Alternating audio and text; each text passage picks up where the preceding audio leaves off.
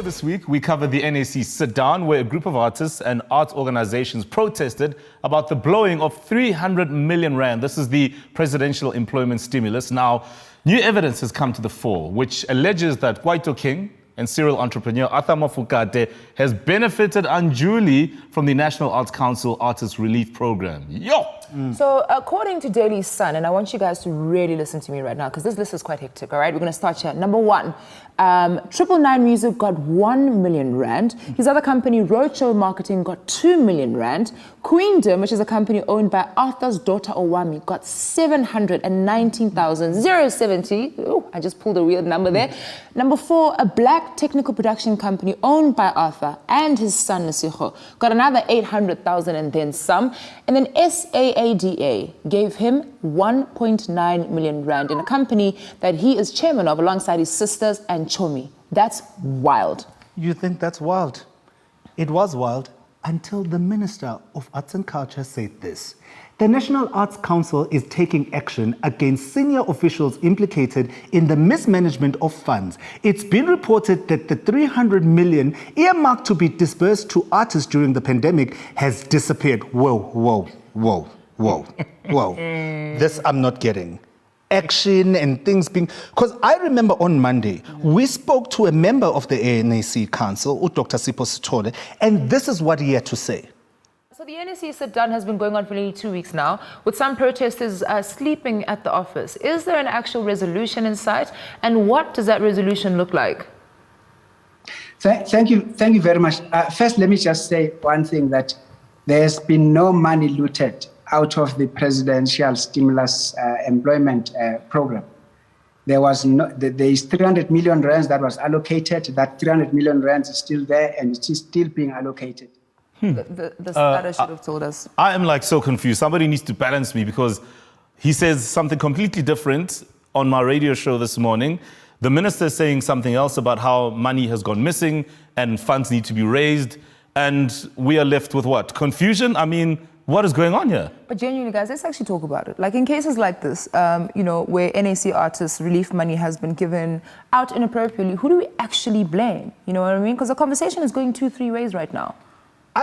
You know what I hate with these situations? It reminds me when we get a report from the airport that 1 million rands worth of drugs has been busted at the airport. And you know, Guti, if they busted 1 million, it means, Guti, there's 70 million that came through. Right. And now we are all focusing on Arthur. And I think that's about, what, 5 million that is around him. And we are forgetting that, guys, there is 300 million that is unaccounted for, and that is problematic, and we need to find that money. And while there's the blame game going on, we're going to blame the NAC membership, some of whom have been suspended. We're going to blame the Arts and Culture Ministry. We have artists, some of whom haven't received the funds, just battling away, waiting for weeks and months on end while this is being resolved. And what happens in the meantime? Where they're going to get money to take care of themselves? I mean, their livelihoods have been turned upside down. It is ridiculous.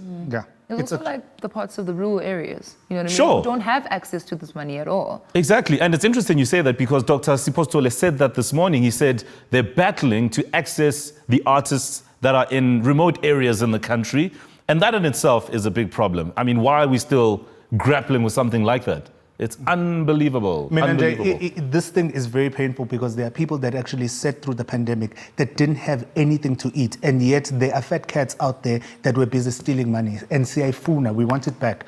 So we all know that media tabloids tend to dip their hands in the clickbait jar here and there. But this recent article by a prominent online media outlet set Twitter ablaze. This is from Times Live. They say, former teacher who once coached Siya Kolisi, arrested in Australia on charge porn rap. I can't even. Sensationalist journalism is often viewed with disdain across the spectrum. In fact, one would argue that clickbaiting is a reflection of bad journalism. But genuinely, why do media outlets continuously choose this route when reporting on stories? This is I mean, how often have we heard about, print media suffering, less and less people buying the publications and therefore less and less people reading? And the same can be said about, these online publications. And when you think about it, a lot of people now rely on social media platforms like Twitter for news. And why not then sensationalize your articles in your publication just so that you can get more eyes? As wrong as it is, but I think that's part of the reason why this happens. 100%. I get you, Mo, and I really understand, because we've heard over the years, Guti, their sales are dwindling and things are happening. My problem, I want to speak to a tweet that Comrade Sipho actually said. Comrade Sipho said, you understand how search engines work, right? What do you think is going to happen now when people search for Siya Kolisi? This horrific crime has got nothing to do with him, nothing whatsoever. And that's what I hate, because exactly this person is now a global brand. And you're going to go on on a search engine and look for his name, and this is going to show up. And then it goes back to your point, Mo, where you talk about the fact that people just consume news on Twitter and don't even read the actual articles. So there's probably a kid in England or Beirut somewhere sitting thinking Siya Kolisi is implicated in a porn scandal, a child pornography scandal. And I also think the worst part of it is that online there are no rules, there's no regulation, there's no like way to box everything in. So you know that, okay, cool, this is what you can do and this is what you can't do. Print media was completely different, but now online you can say anything about anyone. I mean, if I think about the things that have been said about our favorite public figures, like I saw this one article from Sunday World, just the line saying, "Lucky stars smile on DJ Zintle's Bay murder, bongs after serious fall." This has nothing to do with Zintle. They have decided, because they pry into a private life, they pry into everything that she does, that this is what they want to do, to pull in people so that they can read a story about somebody who is possibly her person, probably not even, but because she is the bigger brand, has the most, I don't know, but likes and people are interested, they want to pull it in. It's disgusting. And it's scary how other publications will bandwagon. I saw a tweet about 2 hours ago from The Citizen putting a picture of Siya Kolisi there when the story has absolutely nothing to do with it. It is wild. Sure. So since the establishment of the state capture inquiry, almost about 4 years ago, we've seen jaw-dropping confessions, testimonies, entertaining moments. I mean, it's all happening. And in the latest moment that made its way onto the timeline, hashtag Dalimpofu along with hashtag Shut Up were trending. Of course, this is after Advocate Dalimpofu, who is representing Tom Moyani at the inquiry, told Public Enterprise Minister Pravin Gordhan's legal counsel, Advocate Michelle Leroux, this. Whew. Chair, I'm on the floor. Really, I can't stand this. This cannot be happening for the third time. Ms. Leroux must shut up when I'm speaking. Let me just hear this. Must you just hear? You too, Mr. Kodar. I'm still on the floor. Phew, so the video has led to mixed reactions, with political analyst Lukhanyo Wagner weighing in with this, saying Advocate Dalimpofu needs to apologize for his conduct towards Advocate Leroux. His behavior was unacceptable and cannot be accepted in a country battling the scourge of sexism and abuse of women. It's unacceptable behavior. While EFF's Floyd Jivambu came to Advocate Mpofu's defense, using this particular video to compare the different scenarios. Check this. And shut up, you stay lazy and listen. You look around the world. I want you to shut up. I really do want you to shut up. President, because... Order. We also had Donald Daile, who outlined the following and said, before Advocate Mpofu told Advocate Leroux to shut up, he raised two things. The first being the fact that Advocate Leroux was interrupting him for the third time. The second being that he allowed her to raise her objections without any interruptions from him. It's really important in our criticism to also address his protestations too. I see everything that's happening on that video. The one thing that I want to address that I saw on that video that's problematic is the advocate's body language.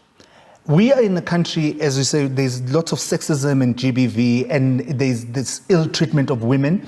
I had to unlearn that as a male, when I speak or have a debate or an exchange with a woman, I have to control my body language, because even doing this is threatening behavior. I have to control the tone of my voice, because the bass in my voice is also threatening behavior. So those are the things that I had to unlearn. So I'm mindful of those things. And I saw something very problematic in the way that he was addressing her and his body language. And for me, I can't look away from that because of the color of her skin. If I'm going to say I'm against GBV and sexism, I'm going to have to point that out. I saw it. To be honest with you, and you're the first man I've heard ever in my entire lifetime break it down like that or even acknowledge the fact that body language can be threatening. But I've also become very desensitized to how women are treated and how women are spoken to. But I will say, if you interrupt me 3 times while I'm speaking, I really might say more than shut up. I really might. I mean, we're dealing here with Advocate Dalimpofu, who has sat in many a courtroom, many a setting similar to this.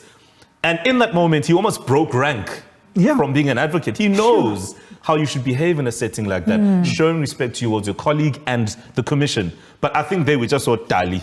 Also, Mo, if he had a problem, talk to the chairman. Address Ubabzon. Now you see you're emotional right now. You're stuttering. See how it happens. It's very quick.